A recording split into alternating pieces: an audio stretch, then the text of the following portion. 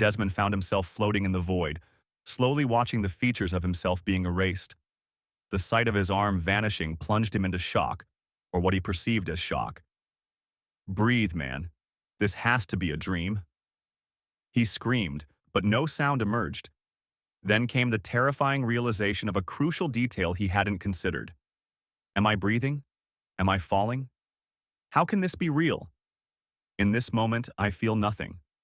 No pain, no hunger, no sadness, only curiosity about how I came to this place. Another limb vanished, not as if it had been severed, but more like an illusion that had finally given up on persisting.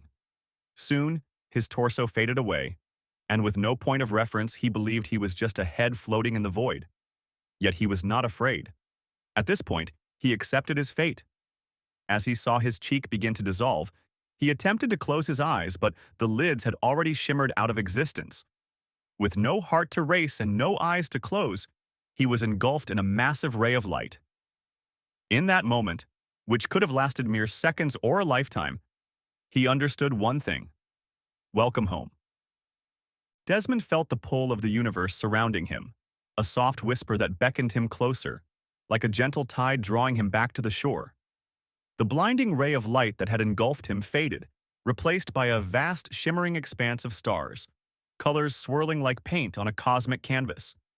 He felt weightless, as if he were being cradled by the universe itself. As he floated through this endless night, a figure began to materialize in front of him, a luminous entity that pulsed with warmth and compassion. It took the form of a woman, ethereal and radiant, her features shifting like clouds in the sky. "Welcome back, Desmond," she said, her voice a soothing melody that resonated within him. "You have returned to the fabric of existence." Desmond's confusion bubbled to the surface. What happened? I was fading. I thought I was gone. The entity smiled gently, her light illuminating the darkness around them. You were indeed on the brink of dissolution, but that was merely a transition. You were shedding the layers of your former self, preparing to reconnect with the universe. Your essence is eternal, Desmond. You cannot truly be lost. His heart raced at the weight of her words. But I felt so alone, so afraid. I understand, she replied, reaching out with an incorporeal hand. The moment her light touched him, a wave of serenity washed over him, filling the void of fear with a profound sense of belonging. The void can feel isolating, but know that it is a necessary part of your journey. Embracing it allows you to understand your true nature. You are part of something much larger, interconnected with all that exists. Desmond looked around, awash in wonder as the stars shimmered in response to her words, as if they were listening. So, I'm not just me? No. You are the cosmos experiencing itself. You are the culmination of every life lived, every joy and sorrow felt. In that void, you were not alone. You were simply undergoing transformation. He tried to grasp the enormity of it all, his thoughts swirling like the galaxies surrounding him. But why? Why did I have to go through that? Every soul must face the darkness to emerge anew. It is through the process of unmaking that you can truly understand creation. You are here to learn, to grow, and to find your purpose. Purpose? He echoed, feeling the weight of that word settle in his heart. What is my purpose? The entity's light brightened, and the stars pulsed in unison. That is for you to discover.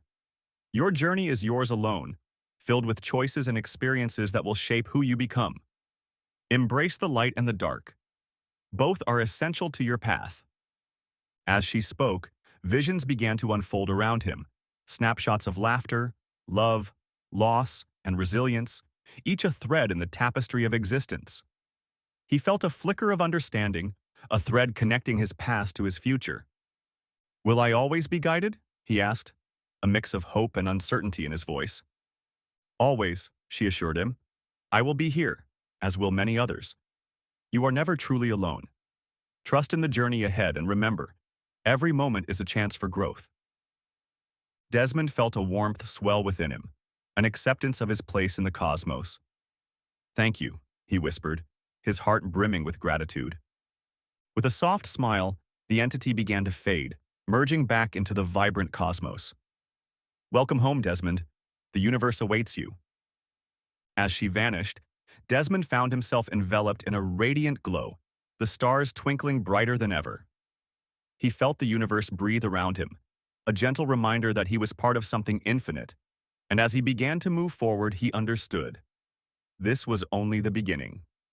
Scene: the terms of return. As Desmond floated in the vastness, the luminous entity drew closer, her light intensifying as she prepared to impart wisdom. Desmond, there is a truth I must share with you before you return. He felt a tightening in his chest. What is it? Please, I need to know. The entity's expression shifted to one of deep compassion. In your previous life, you sought happiness for yourself, often at the expense of understanding others. You chased fleeting joys, believing they would fill the void within you. This pursuit, while natural, came with a cost. Desmond's heart sank. What cost? I just wanted to be happy. Yes, but true happiness is rooted in connection, in the understanding of others and the empathy you extend. Because you focused solely on your own desires, in your next life, you will find that happiness eludes you. You will always be close, but it will remain just beyond your grasp. What do you mean? He asked, confusion and fear swirling within him. Are you saying I'll never be truly happy? You will experience moments of joy, but they will be fleeting. Your soul will grant happiness to others, lifting them and bringing them joy. But this will be a gift you will never fully receive for yourself. It is a bittersweet existence, one that will teach you the value of giving and the essence of true fulfillment. Desmond felt a profound ache inside him, a mixture of regret and sorrow.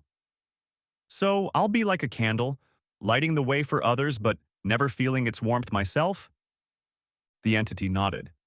In a way, yes. This is the path you have chosen, but you have the power to change it. Before you return, you must agree to these terms. Accept this new reality, and in doing so, you will grow wiser and more compassionate.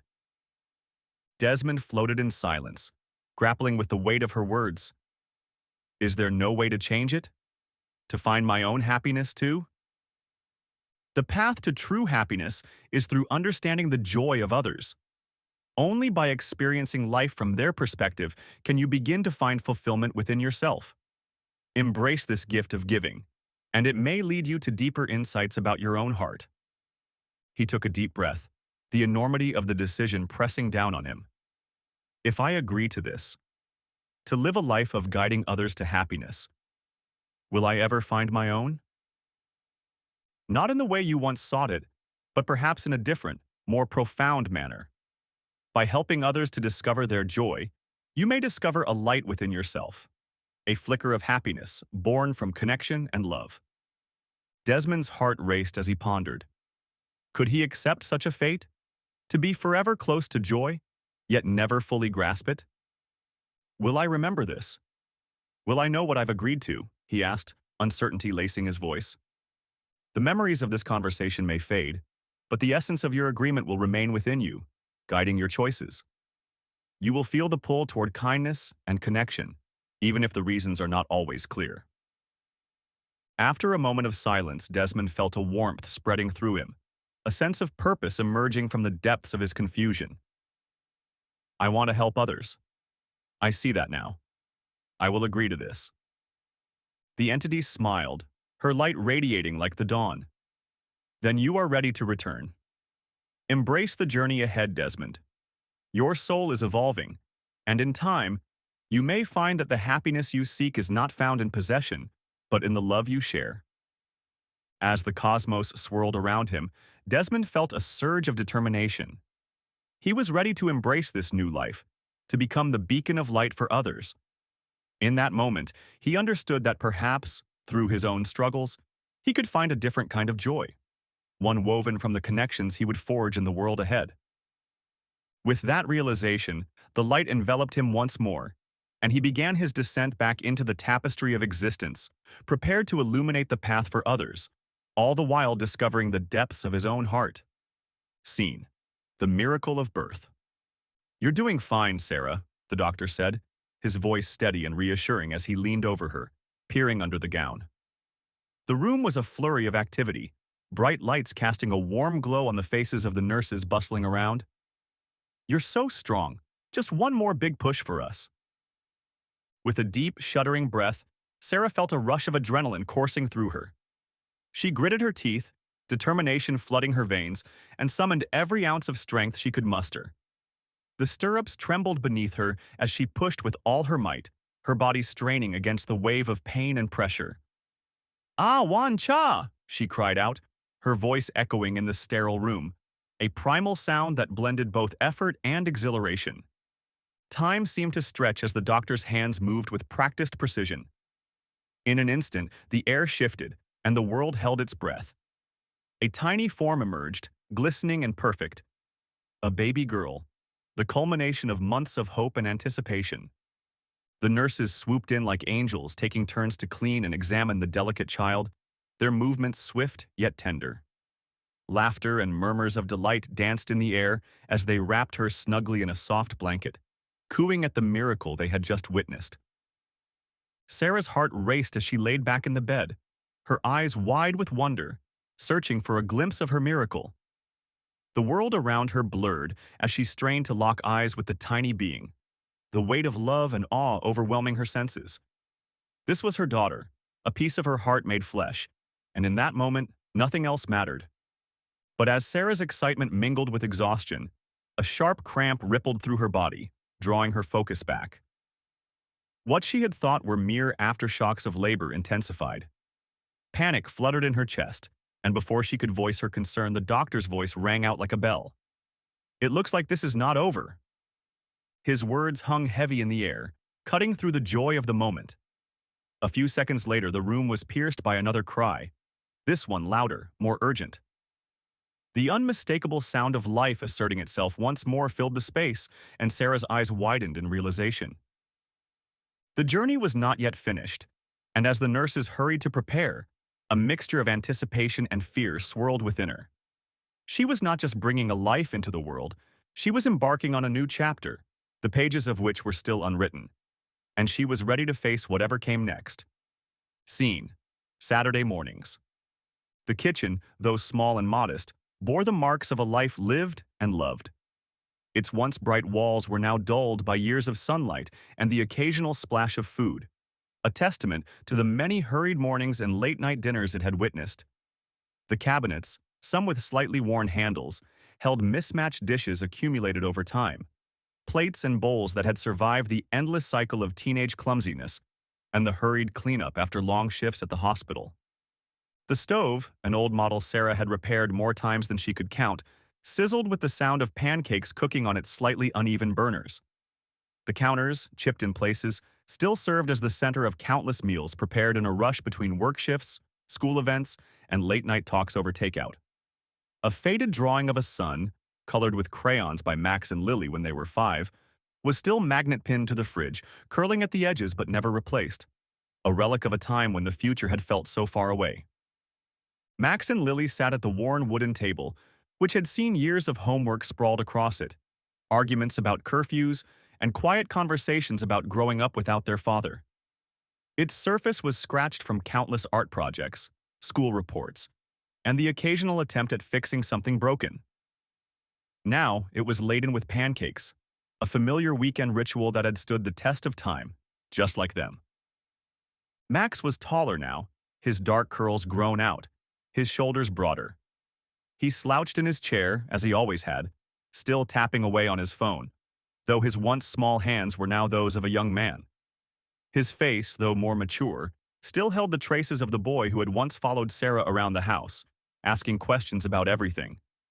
Beside him, Lily, with her sharp wit and bright energy, teased him as usual, her voice echoing with the same playful tone Sarah had heard since they were little. Her hair, which Sarah used to braid in the mornings before school, was now worn loose, though she still twirled it absent-mindedly, just like she used to do as a child. "Max, Lily, these are almost ready," Sarah called, her voice carrying the tiredness of years but laced with love and familiarity. The twins looked up, their banter pausing for a moment as Max mumbled a thanks, and Lily smiled. They had grown so